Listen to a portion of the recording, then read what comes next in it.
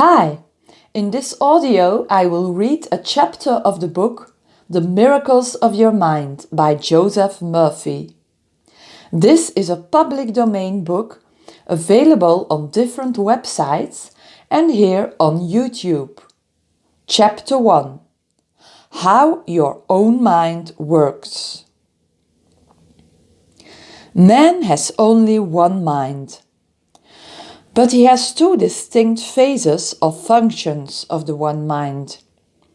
Each phase is characterized by its own phenomena, which is peculiar to itself.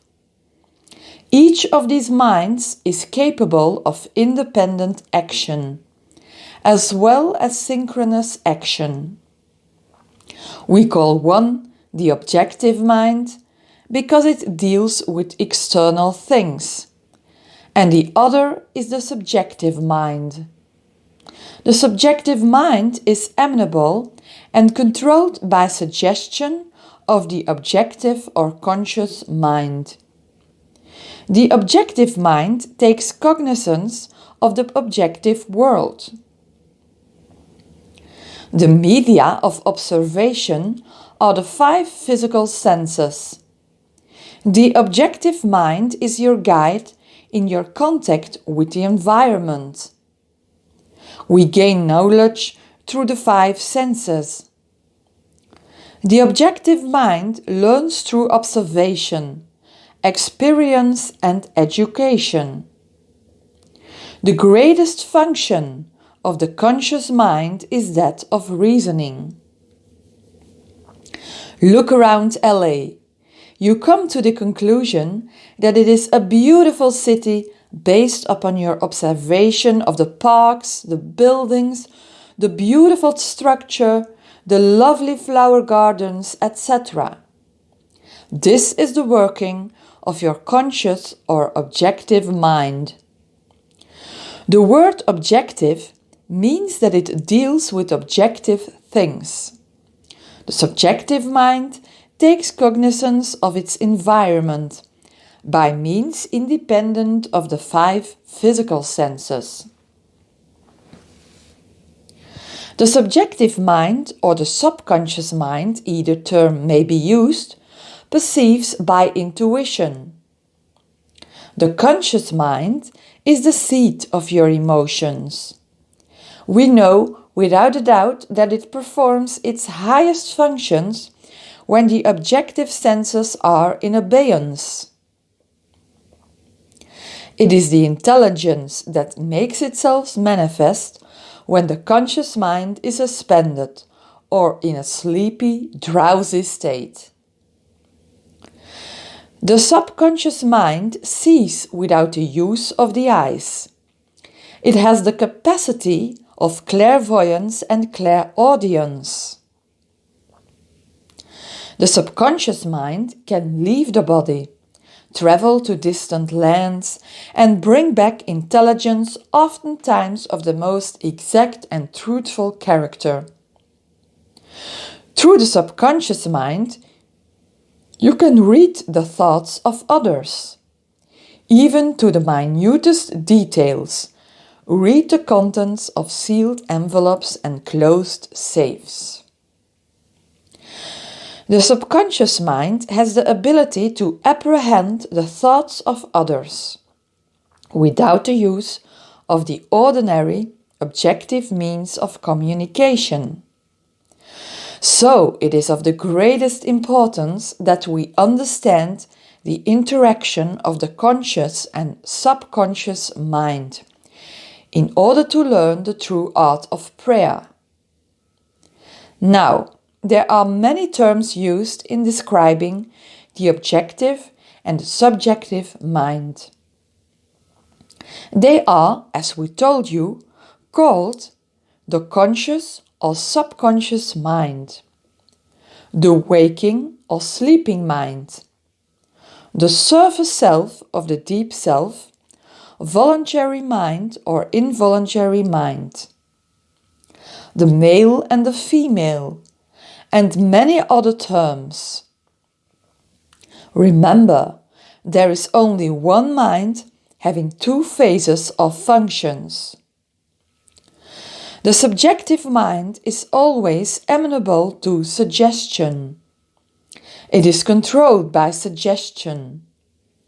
We must recognize that the subconscious mind accepts all suggestions. It does not argue with you, but it fulfills your wishes. All things that have happened to you are based on thoughts impressed on the subconscious mind through belief. The subconscious mind will accept your beliefs and your convictions. It is like the soil. It will accept any seed that you deposit on it, whether it is good or bad. Remember, anything that you accept as true and believe in will be accepted by your subconscious mind and brought into your life as a condition, experience, or event. Ideas are conveyed to the subconscious mind through feeling.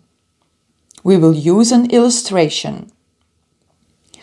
The conscious mind is like the navigator or man at the bridge of a ship.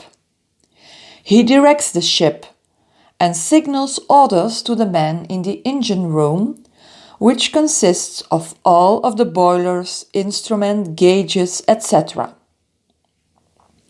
The men in the engine room do not know where they're going.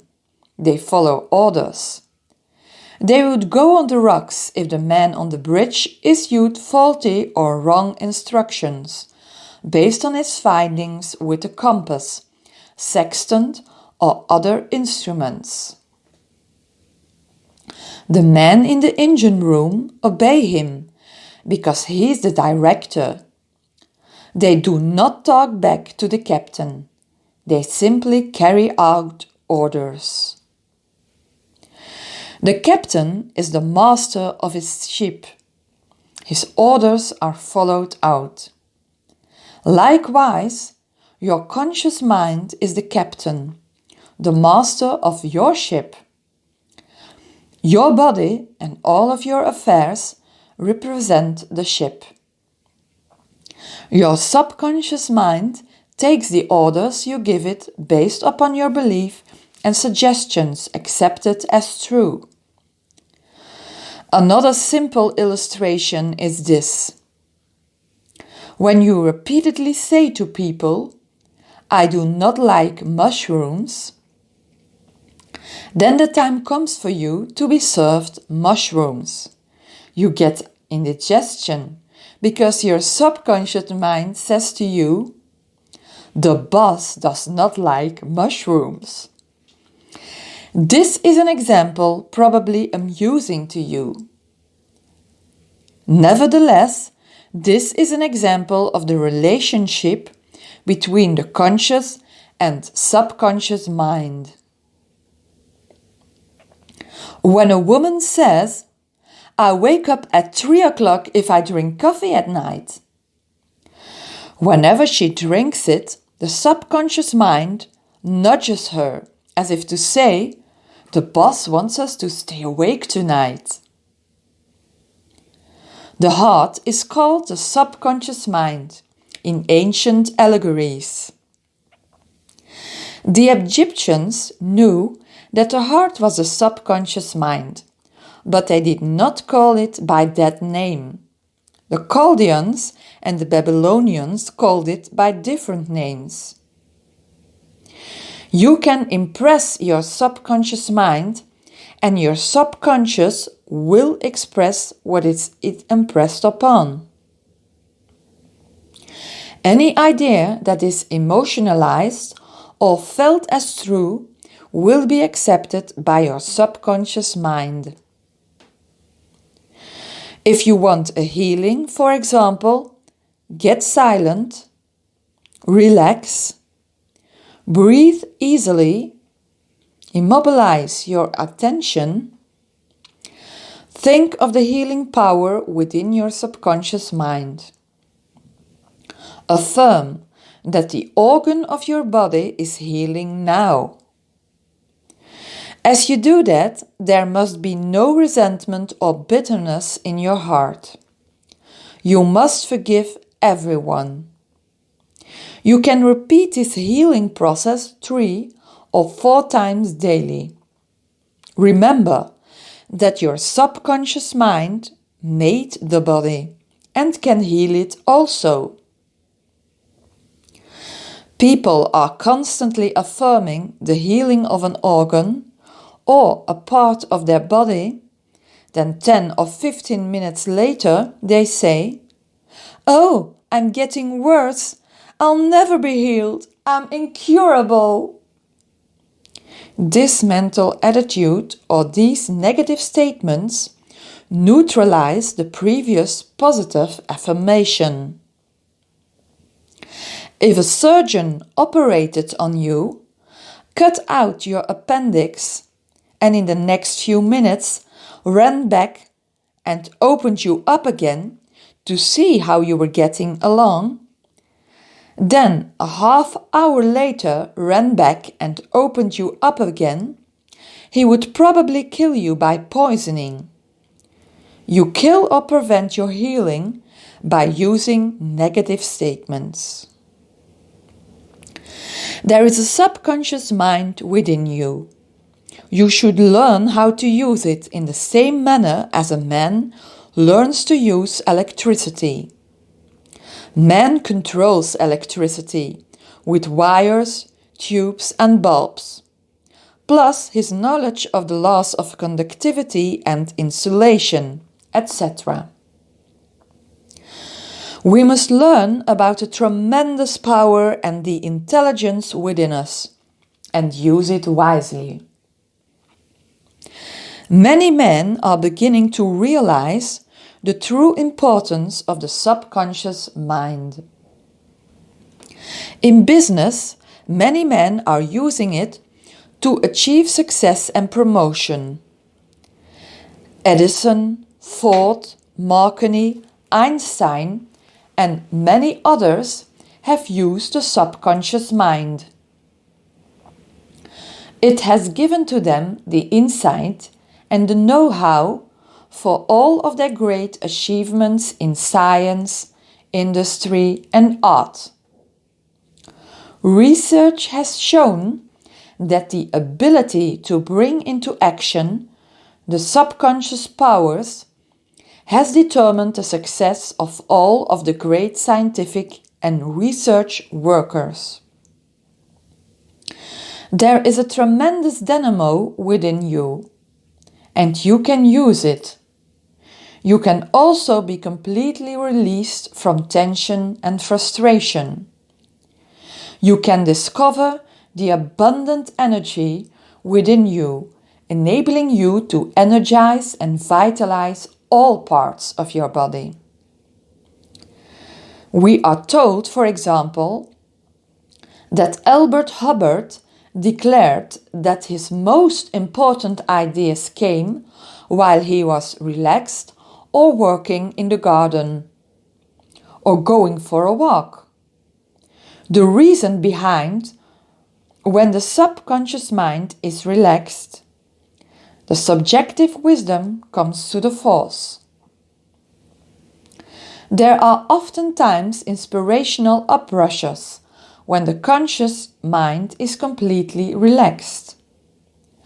How often have you wondered at night what the answer to a particular problem was? And when you turned the request over to the subconscious mind, it gave you the solution in the morning. This is the meaning of the old adage, "Night brings counsel." If you want to wake up at 7 o'clock in the morning and you suggest 7 o'clock to the subconscious mind, the conscious mind will wake you at 7 o'clock on the dot. A mother may be nursing a sick child and she falls asleep, but before she goes to sleep, she suggests to the subconscious mind that she will awaken if the child's temperature goes up, or when it needs medicine, or perhaps cries. There may be a thunderstorm going on while the mother sleeps. Yet, she is not awakened by the storm. However, when the child cries, she is immediately awakened.